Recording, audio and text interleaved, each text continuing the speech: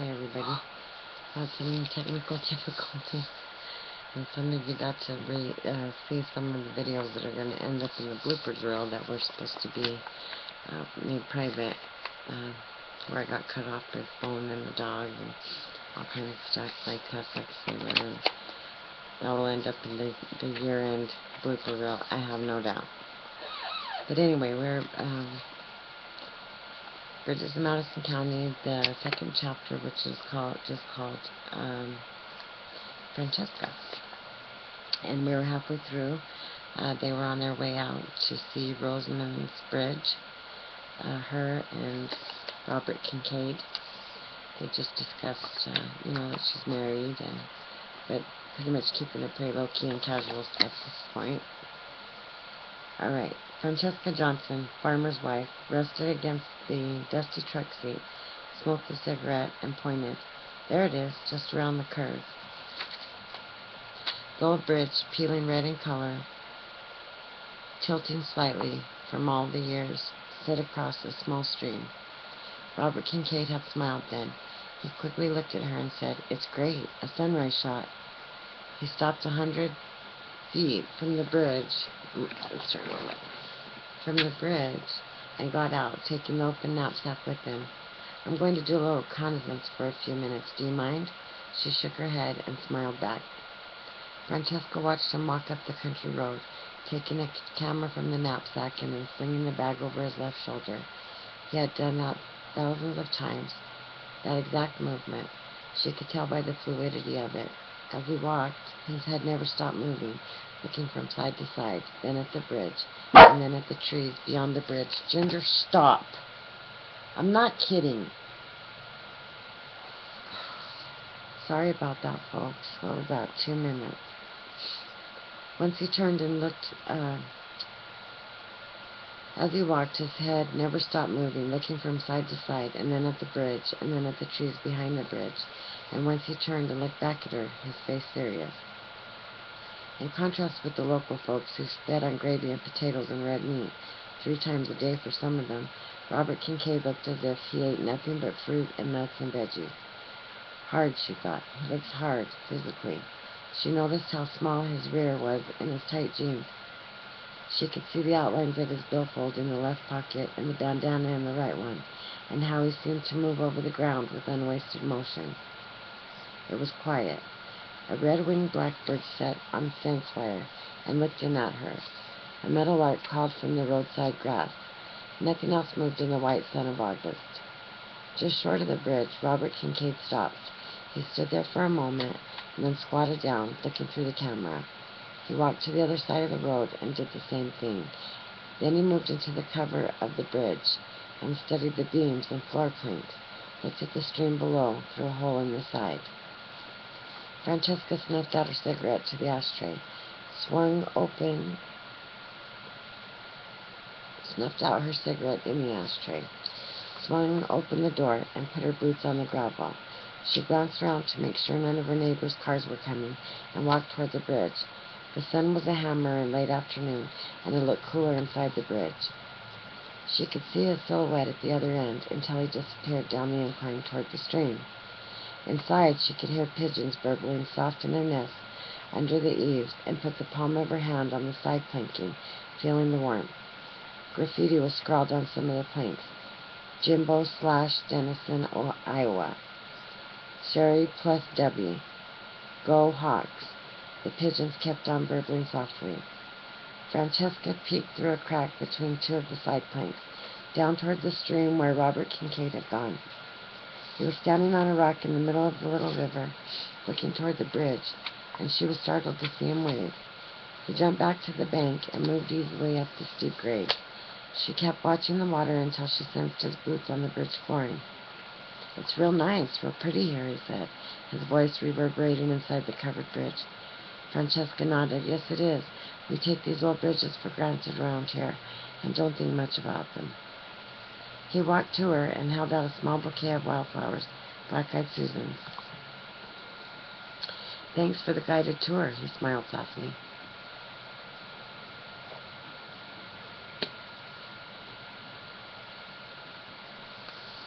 I'll come back at dawn one of these days and get my shot. She felt something inside of her again. Flowers. Nobody gave her flowers, even on special occasions. I don't know your name, he said. She realized then that she had not told him, and felt dumb about that. When she did, he nodded and said, I caught the smallest trace of an accent. Italian? Yes, a long time ago. The green truck again, along the gravel roads, with the sun lowering itself. Twice they met cars, but it was nobody Francesca knew. In the 4 minutes it took to reach the farm, she drifted, feeling unraveled and strange. More of Robert Kincaid, writer, photographer. That's what she wanted. She wanted to know more, and clutched the flowers on her lap, held them straight up like a schoolgirl coming back from an outing. The blood was in her face. She could feel it. She hadn't done anything or said anything, but she felt as if she had. The truck radio, indistinguishable almost in the roar of road and wind, carried a still guitar song, followed by the 5 o'clock news. He turned the truck up the lane. Richard is your husband? He had seen the mailbox. Yes, said Francesca, slightly short of breath. Once her words started, they kept on coming. It's pretty hot. Would you like an iced tea? He looked over at her. If it's all right, I sure would. It's all right, she said. She directed him, casually, she hoped, to park the pickup around behind the house. What she didn't need was for Richard to come home and have one of the neighbormen say, Hey, Dick, having some work done at the place? Saw a green pickup out there last week. Knew Franny was home, so I didn't bother to check on it. Upbroken cement stepped to the back porch door. He held the door for her, carrying his camera knapsacks. Awful hot to leave the equipment in the truck, he had said when he pulled them out. A little cooler in the kitchen, but still hot. The collie snuffled around Kincaid's boots, and then went out on the back porch and flopped down while Francesca removed ice from metal trays and poured some tea from a half-gallon glass jug. She knew he was watching her as he sat at the kitchen table, long legs stretched in front of him, brushing his hair with both hands. Lemon? Yes, please. Sugar? No, thanks. The lemon juice dribbled slowly down the side of a glass, and he saw that too. Robert Kincaid missed little. Francesca set the glass before him, put her own on the other side of the formica top table, and her bouquet in the water, in an old jelly glass with renderings of Donald Duck on it. Leaning against the counter, she balanced on one leg, bent over, and took off a boot. Stood on her bare foot and reversed the process for the other boot. He took a small drink of tea and watched her. She was about 5'6", 40-ish or a little older, pretty face and a fine warm body. But there were pretty women everywhere he traveled. Such physical matters were nice, yet to him intelligence and passion, born of living, the ability to move and be moved by subtleties of the mind and the spirit, were what really counted. That's why he found most young women unattractive, regardless of their exterior beauty. They had not lived long enough or hard enough to possess those qualities that interested him. But there was something in Francesca Johnson that did interest him. There was intelligence, he could sense that, and there was passion, though he couldn't quite grasp what that passion was directed toward, or if it was directed at all. Later he would tell her that in ways undefinable, watching her take off her boots that day was one of the most central moments he could remember. Why was not important. That was not the way he approached his life. Analysis destroys wholes. Some things, and wholes being spelled W-H-O-L-E-S. Some things, magic things, are meant to stay whole. If you look at their pieces, they go away. That's what he had said. She sat at the table, one leg curled under her, and pulled back strands of hair that had fallen over her face, refastening them with the tortoiseshell comb. Then, remembering, she rose and went to the end cupboard, took down an ashtray, and set it on the table where he could reach it. With that tacit permission, he pulled out a pack of Camels and held it toward her. She took one and noticed it was slightly wet from his heavy perspiring. Same routine. He held the gold Zippo. She touched his hand to steady it, felt his skin with her fingertips, and sat back. The cigarette tasted wonderful, and she smiled. What is it you do exactly? I mean, stop. With the photography. He looked at his cigarette and spoke quietly. I'm a contract shooter, a photographer for National Geographic part of the time. I get ideas, sell them to the magazines and do the shoot. Or they have something they want done and contact me. Not a lot of room for artistic expression. It's a pretty conservative publication. But the pay is decent. Not great, but decent and steady. The rest of the time I write and photograph on my own hook and send pieces to other magazines. If things get tough, I do corporate work, though I find that awfully confining. Sometimes I write poetry just for myself. Now and then I try to write a little fiction, but I don't seem to have a feeling for it. I live north of Seattle and work around that area quite a bit. I like shooting the fishing boats in Indian settlements and landscapes. The geographic work often keeps me at a location for a couple months, particularly for a major piece on something like part of the Amazon or the North African desert. Ordinarily, I fly to an assignment like this and rent a car, but I felt like driving through some places and scouting them out for future reference. I came down along Lake Superior. I'll go back through the Black Hills. How about you? Francesca hadn't expected him to ask. She stammered for a moment. Well, oh gosh, nothing like you do. I got my degree in comparative literature. Winterset was having trouble finding teachers when I arrived here in 1946, and the fact that I was married to a local man who was a veteran made me acceptable. So I picked up a teaching certificate and I taught high school English for a few years. But Richard didn't like the idea of me working. He said he could support it, and there was no need for it, particularly when our 2 children were growing. So I stopped and became a farm wife, full-time. That's it. She noticed his iced tea was almost gone and poured him some more from the jug. Thanks. How do you like it here in Iowa? There was a moment of truth in this. She knew it. The standard reply was just fine. It's quiet. The people are real nice. She didn't answer immediately. Could I have another cigarette? Again the pack of Camels, again the lighter, again touching his hand lightly. Sunlight walked across the back porch floor and onto the dog, who got up and moved out of sight. Francesca, for the first time, looked into the eyes of Robert Kincaid. I'm supposed to say just fine. It's quiet. The people are real nice. All of that's true, mostly. It is quiet, and the people are nice in certain ways. We all help each other out. If someone gets sick or hurt, the neighbors pitch in and pick corn or harvest oats or do whatever needs to be done.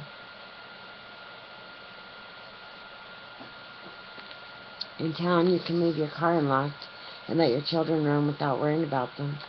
There are a lot of good things about the people here, and I respect them for those qualities. But she hesitated, smoked, looked across the table at Robert Kincaid.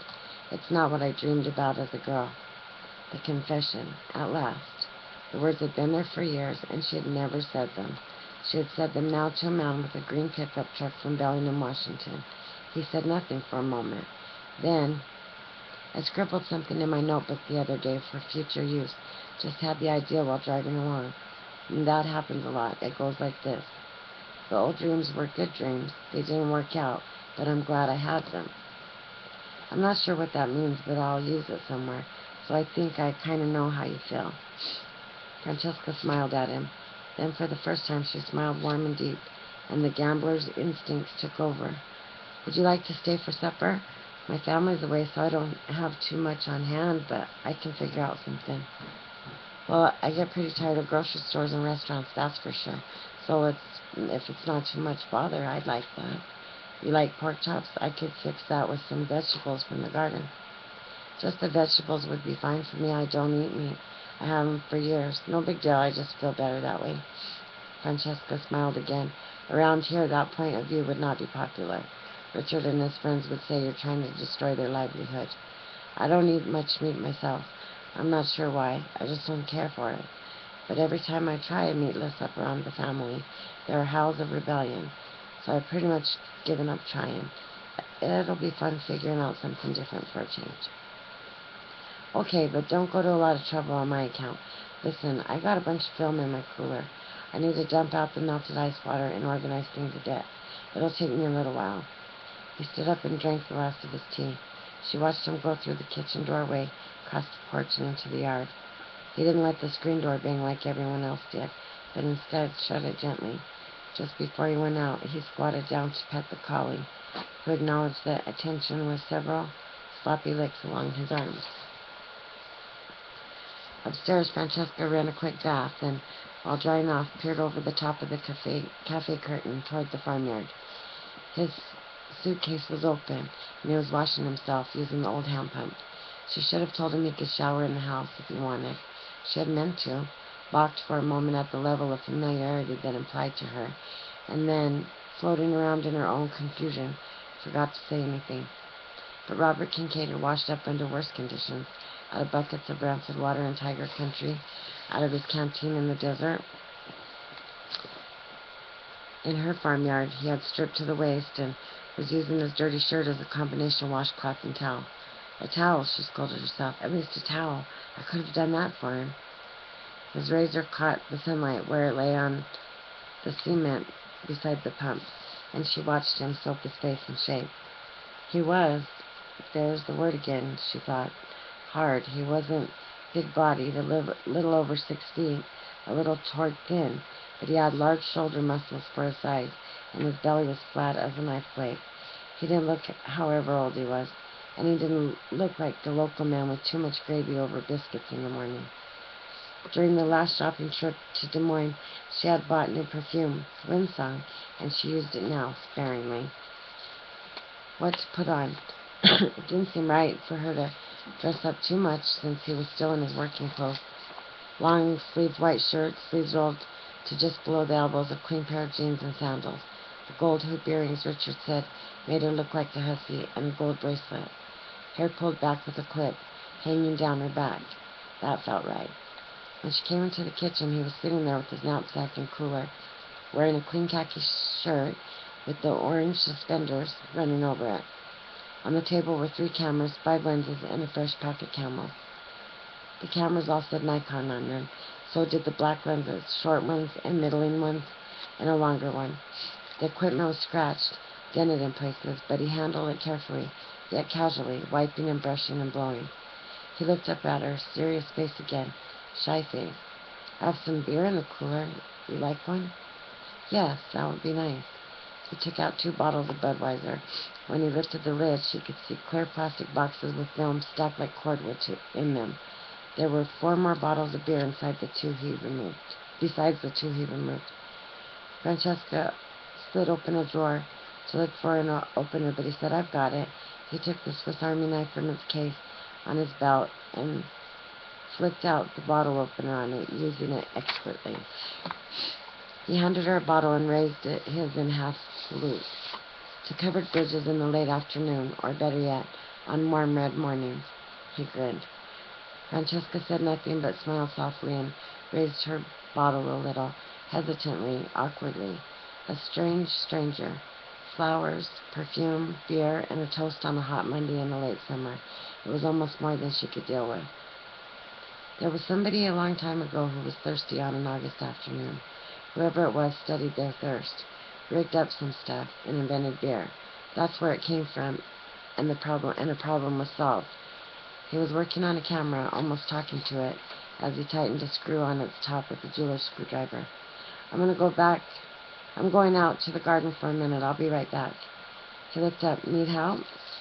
She shook her head and walked past him, feeling his eyes on her hips, wondering if he watched her all the way across the porch, guessing that he did.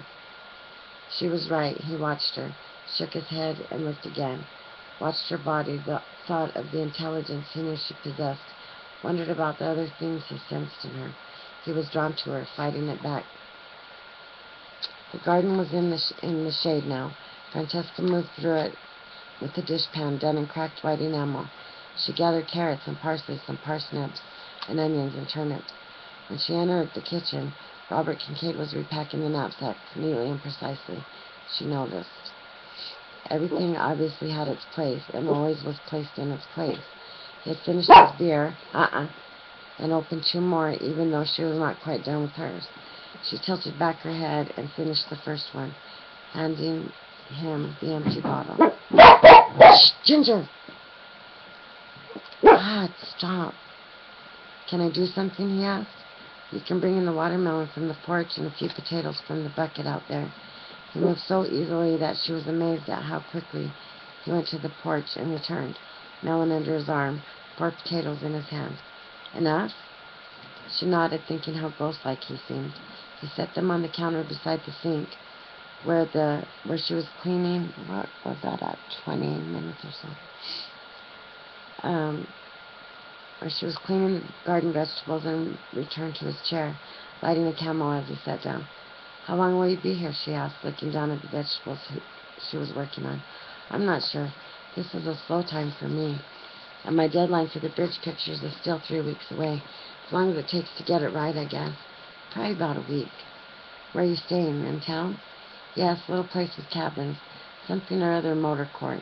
I just checked in this morning. Haven't even unloaded my gear yet. That's the only place to stay except for Mrs. Carlson's. She takes in roomers. The restaurants will be a disappointment, though, particularly for someone with your eating habits. I know, it's an old story, but I've learned to make do. This time of year it's not so bad. I can find fresh produce in the stores and at stands along the road, bread and a few other things, and I make it work, approximately. It's nice to be invited out like this, though. I appreciate it. She reached along the counter and flipped on a small radio, one with only 2 dials and tan cloth covering the speakers. With time in my pocket and the weather on my side, the boy sang, guitars chunking along the underneath. She kept the volume low. I'm pretty good at chopping vegetables, he offered. Okay, there's a cutting board, a knife in the drawer right below it. I'm going to fix the stew, so kind of cube the vegetables. He stood 2 feet from her, looking down, cutting and chopping the carrots and turnips, parsnips, and onions. Francesca peeled potatoes into the sink, aware of being so close to a strange man. She had never thought of peeling potatoes as having little slanting feelings connected with it. You play the guitar? I saw the case in your truck. A little bit. Keeps me company. Not too much more than that. My wife was an early folkie, way before the excuse me, music became popular. She got me going on it. Francesca had stiffened slightly at the word wife. Why, she didn't know. He had a right to be married, but somehow it didn't fit him. She didn't want him to be married. She couldn't stand the long shoots when I'd be gone for months. I don't blame her. She pulled out 9 years ago, divorced me a year later. We never had children, so it wasn't complicated. Took 1 guitar, left the El Cheapo with me. You hear from her? No, never. That was all he said. Francesca didn't push it, but she felt better, selfishly, and wondered again why she should care, one way or the other. I've been to Italy twice, he said. Where are you from originally? Naples. Never made it there. I was in the north once, doing some shooting along the River Po, then again for a piece on Sicily. Francesca peeled potatoes, thinking of Italy for a moment, conscious of Robert Kincaid beside her. Clouds had moved up in the west, splitting the sun into rays that splayed in several directions. He looked out the window above the sink and said, Godlight, calendar companies love it. So do religious magazines. Your work sounds interesting, Francesca said. She felt a need to keep neutral conversation going. It is. I like it a lot. I like the road, and I like making pictures. She noticed he said making pictures. You make pictures, not take them? Yes, at least that's how I think of it. That's the difference between Sunday snap shooters and someone who does it for a living. When I'm finished with that bridge we saw today, it won't look quite like you expect. I'll have it made into something of my own, by lens choice, or camera angle, or general composition, and most likely by some combination of all of those things. I don't just take things as given. I try to make them into something that reflects my personal consciousness, my spirit. I try to find the poetry in the image. The magazine has its own style and demands, and I don't always agree with the editor's taste. In fact, most of the time I don't, and that bothers them, even though they decide what goes in and what gets left out. I guess they know their readership, but I wish they'd take a few more chances now and then. I tell them that, and it bothers them. That's the problem in earning a living through an art form. You're always dealing with markets, and markets, mass markets, are designed to suit average taste. That's where the numbers are. That's the reality, I guess. But as I said, it can become pretty confining. They let me keep the shots they don't use, so at least I have my own private files of stuff I like.